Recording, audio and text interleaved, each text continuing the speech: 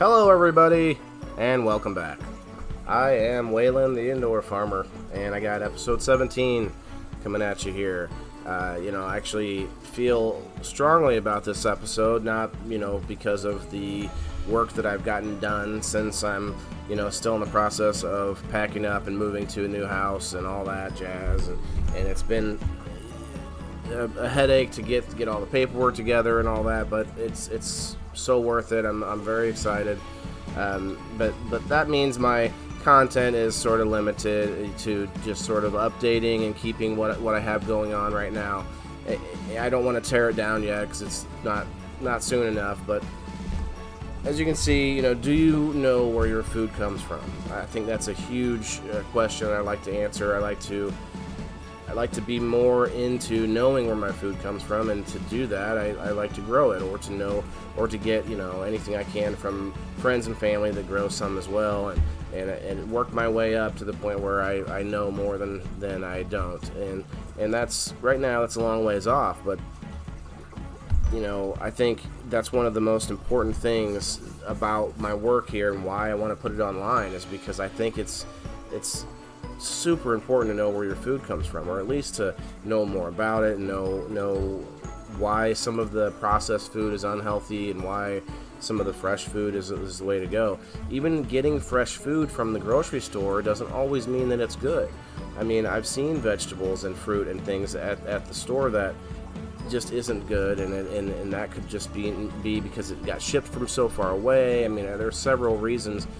But having it as fresh, they call it farm to table. That there's a reason for that. It's having it as fresh as possible. So that's one of the driving factors of why I make this content. I want this to sort of, make it popularized, knowing where your food comes from.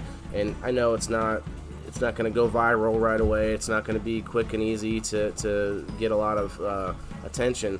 But once I start to build an audience of people who feel the same way and feel like it's important, I mean, I think I can reach out and start to grab people from the fringes that don't really pay attention to gardening or farming, but might be interested in nutrition, and try to figure out, okay, how do I get it the freshest? How do I get the closest to me, and all of that. So, without rambling too much, I'll continue to show you, give you a little update on what's going on in my current system here.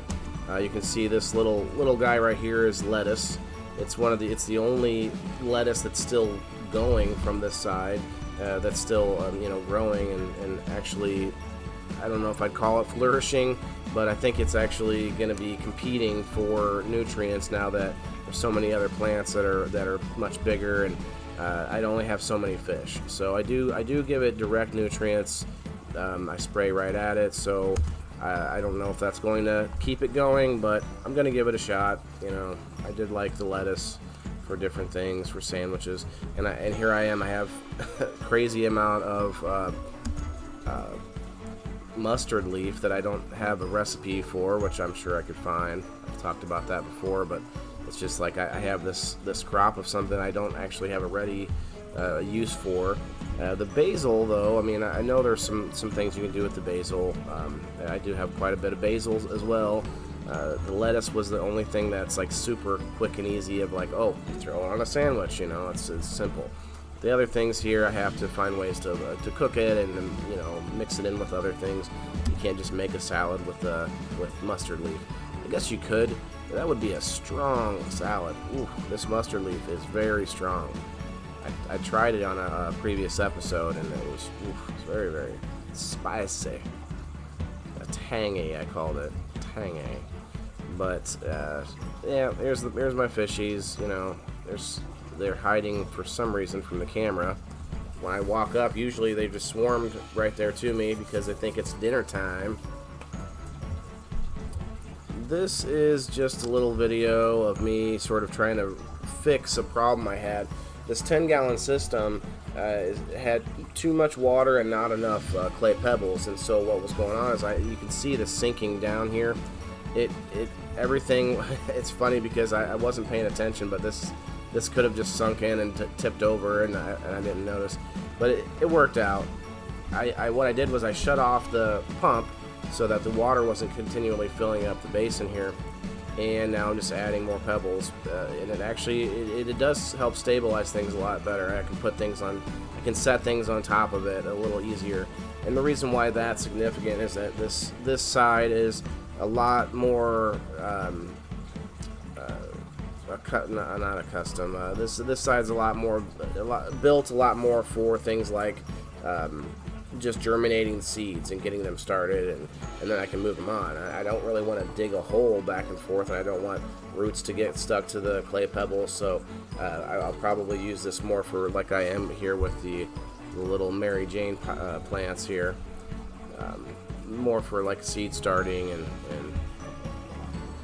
that sort.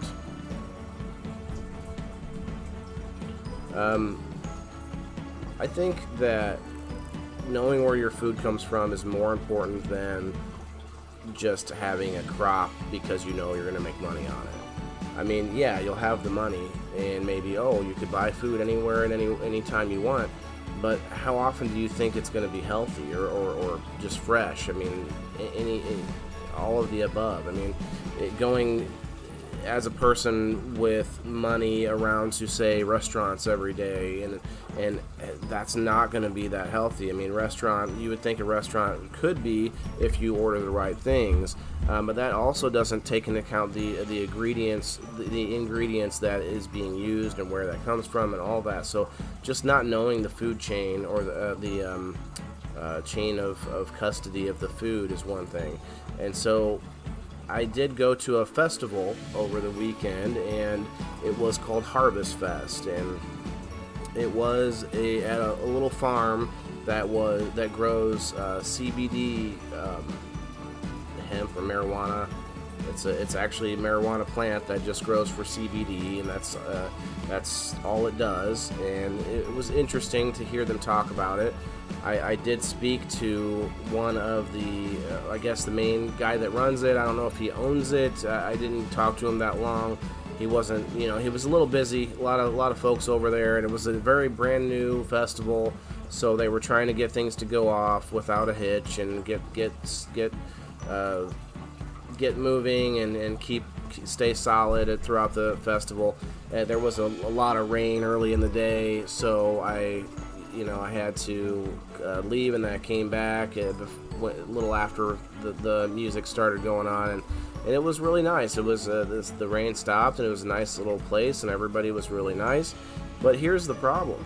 You talk to a guy who runs a farm with dozens of marijuana plants, and I said, well, do you grow your own food? Do you have a little garden? And I think maybe it came off wrong at first. I said, do you grow any food or something to that effect, where he said, no, there's no money in it. No money in it. And I was like, okay. I mean, don't you eat? So, and I guess there's a big disconnect there. And I have a great feeling that when I start talking to, say, bigger farmers that do thousands of acres of corn or soybeans or something like that, I'll find a lot of them that have that same attitude. They say, well, there's no money in, tomatoes and lettuce and whatever. But then you say, well, don't you eat? And it's like they think, well, if they have the money, they can always get food. Well, that's probably right in a certain extent, but that doesn't mean that it's fresh. That doesn't mean that it's great. I mean, yeah, you can go to the best places and get the most expensive foods, and that's great. But I feel like there's a disconnect. If you're somebody who spends your time, your livelihood on growing something, why not have your own little garden, on the side? For instance, when I get big enough to the point where I can actually make money and maybe go commercial with it, more than likely I'm going to have a cash crop that I grow for specific businesses, maybe as a contracted grow. But that doesn't mean that I'm not going to grow as many other things that I personally like to eat on the side. I'm not doing that right now. I'm growing just some random leafy greens that I picked up when I first went to the seed store. So I'm just trying to get some knowledge, get some experience base.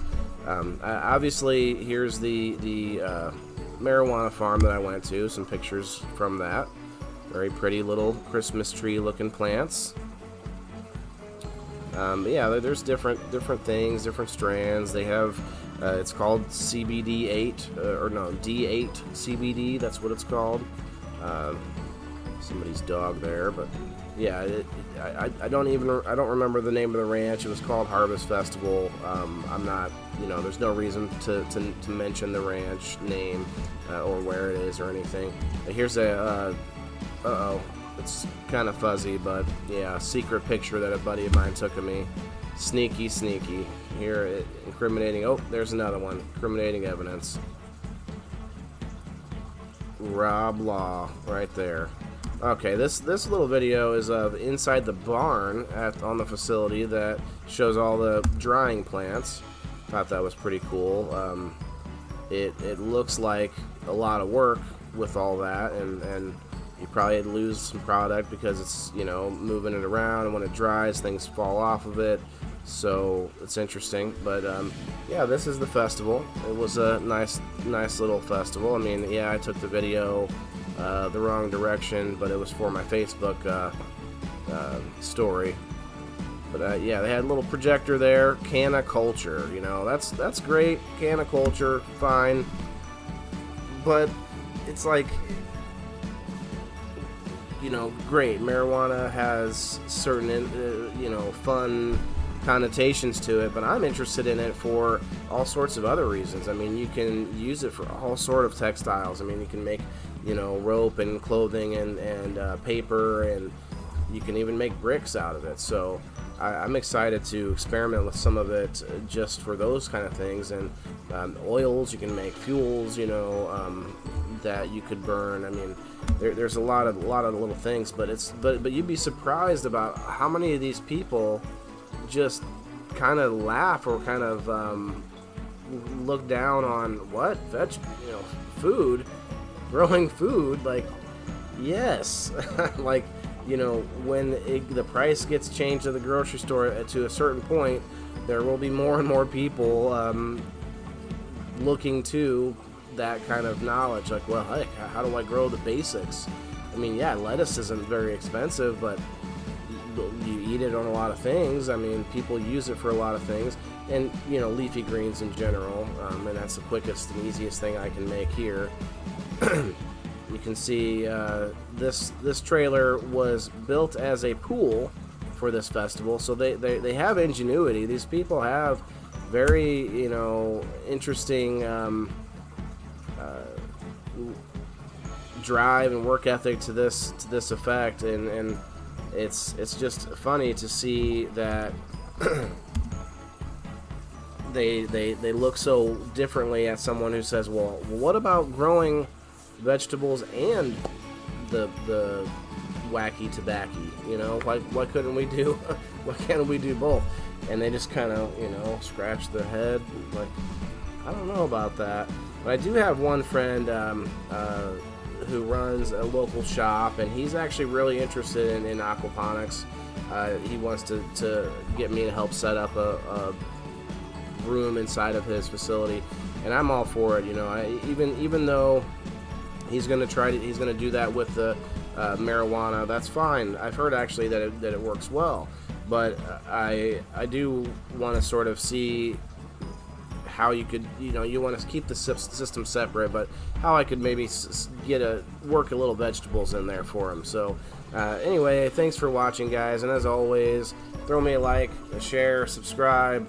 It's free. I appreciate the watches and any feedback that you have, and until next time, have a good one.